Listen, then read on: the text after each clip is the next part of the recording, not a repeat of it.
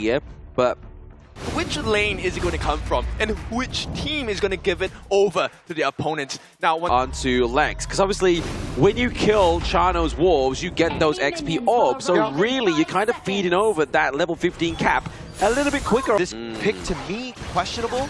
I mean, it wasn't the greatest, but it has play. Let's see what Lex can do here. I mean, it's got good wave clear as well, right? Obviously, using the Universal Law is going to be able to wipe out those minion waves, but we'll do going in. Oh, they do a decent amount of damage on our Harpist, who actually has to just limp away. Not a great start for him. No. If they put the pressure on here for the side of RRQ onto Lanfang, then getting to that late game can be really difficult for him, and may never actually get online, especially if RRQ can actually quicken up the pace here. Yeah. I think pace is, I like that word here, because it's going to be key, right? You want to be aggressive. You want to be taking things away, and we're right? Like, if we see Lex land that slow, that damage over time, and then Bai comes in with the Unruly Blade, the Wind Slash, it's going to really lock down the squishy heroes onto the side of Kagendra in place. Yeah, and also Xinglin. I mean, this is something that's kind of underrated on that draft. We didn't talk too much about the Charlotte, but if he's also able to get to the back line, following up with Bai, I mean, you might be able to get the pick off. So the damage needs to come well coordinated, if you will.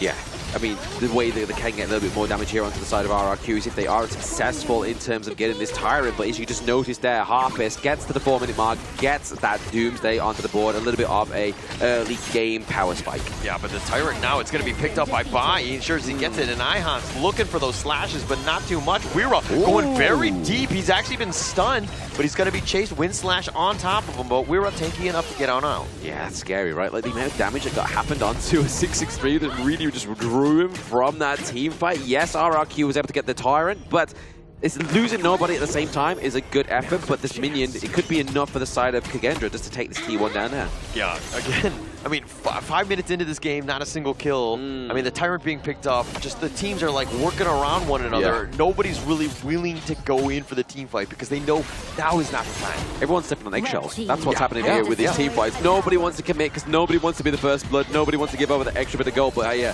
Ihan's Weira looking just to clear out those minion waves into the top side of the map. Yeah, just extending this game more than anything else. But if we're looking at drafts, though, I mean, you have Lex on the Gia. You're going to have a slight edge since that late game. Plus, you have Harpist on an Arlie, which is going to do some serious work. But is it going to be enough? If you were to pick one of these two teams as having a better late game, which one is it? I mean, Lanfang, obviously being the player on the late game hero of the side of Kagendra, I feel like that's going to be where I'll be looking towards, especially with Weira onto the Yang Jian here.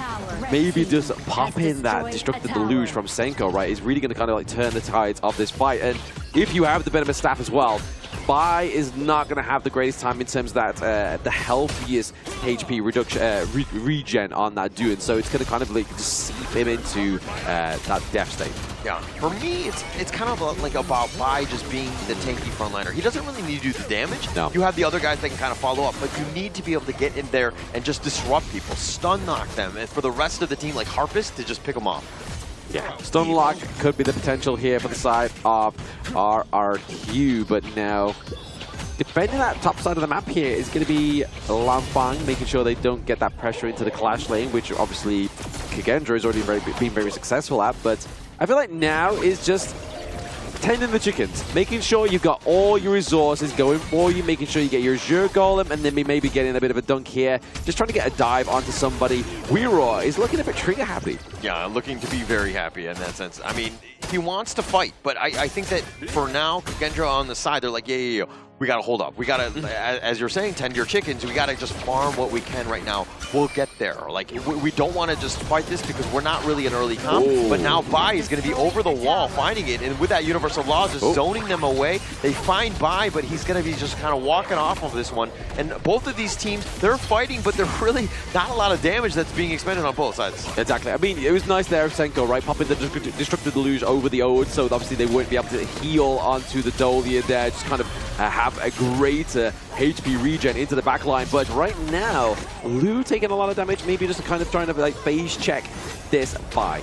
Yeah, and again, just a slower paced game. The bottom T1s have been taking the tops as well. So this is one where they're, again, it's more about the posturing. It's all about the big neutrals more than anything else. Even the net worth are pretty close in almost all the roles.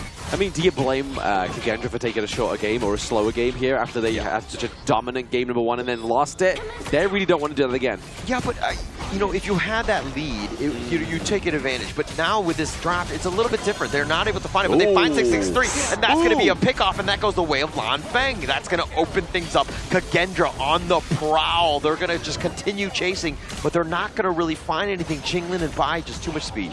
I mean, they got 663, right? Obviously, taking that off the gorge here for momentarily is definitely going to put pressure onto Harpist. Yeah, taking that away. And Lan Feng actually stealing away the Crimson Golem, so they'll be happy with that. Good turn of events for Kagendra here.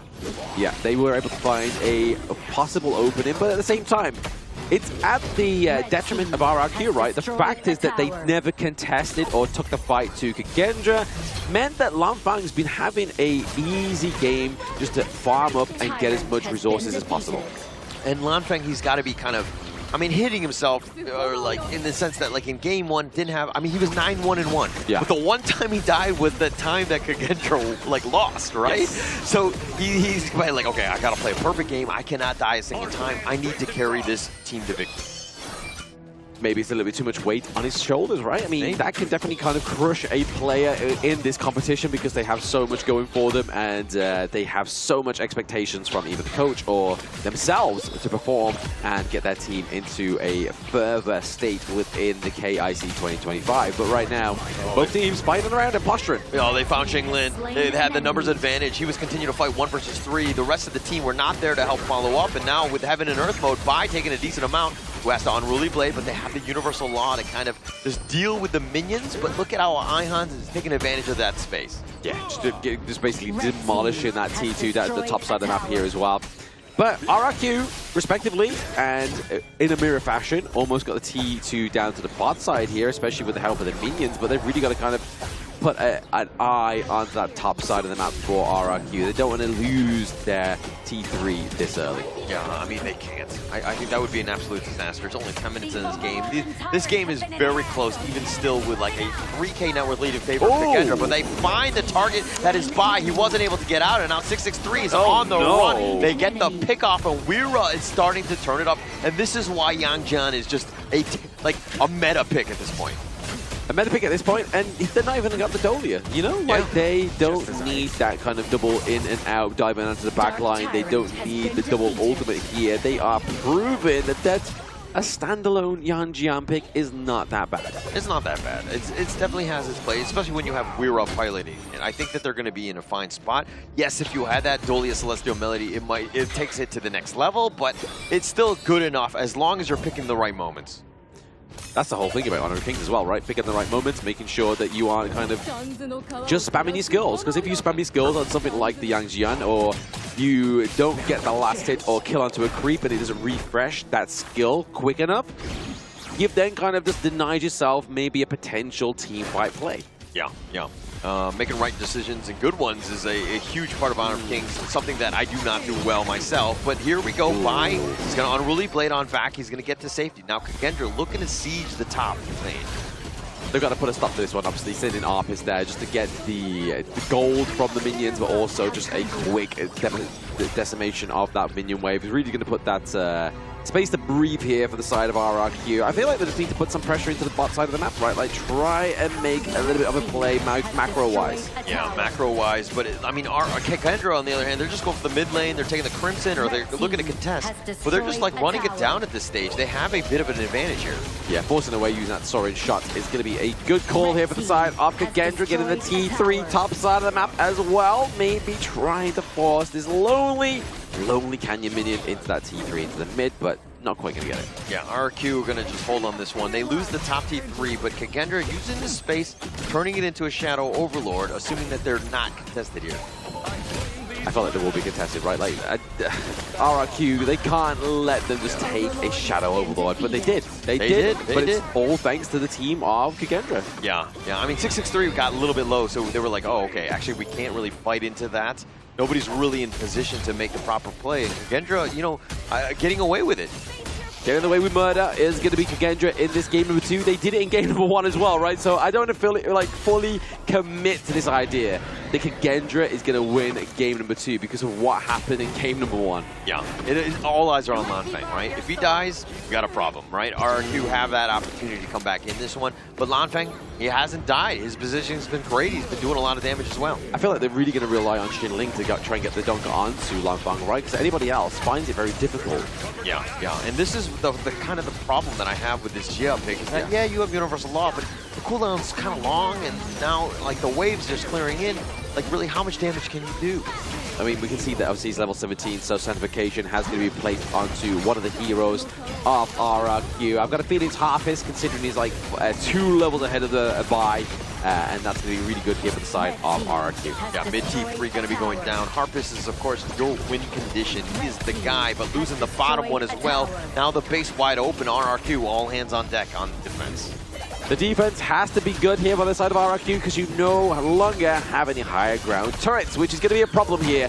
And we've seen it time and time again. Teams come back from this territory, even with their backs against the wall. They go for a good defense. Oh, they get the pick up. They find Lanfeng. That's going to be the huge opening that they were looking for. And now Ihans is in a bad spot. He does get the pick up on a Harpist, so he turns this around. That might have been enough, but it looks like he's going to get away. No, by making him pay. And now Weera's in a bad spot. Oh, and again, no. he looks like he's going to be picked off. And like deja vu of game 1, losing Lanfeng, turning it into much more, not even having a T3. Does RRQ come back again? Is this just like RRQ's mental, right? It's like, you know what? Let him push us to the crystal, and then we'll wake up, and then we'll win the game. Yeah, I think so. It's like, okay, now we can start playing the game. Huh? Yeah. We don't need any towers. Maybe I should do this in my rank games, you know? Just like get to the crystal, like, guys, we're winning now. Yeah. T3s are just slowing us down. We can just win this game. Yeah, but the super minions, who's heard of them?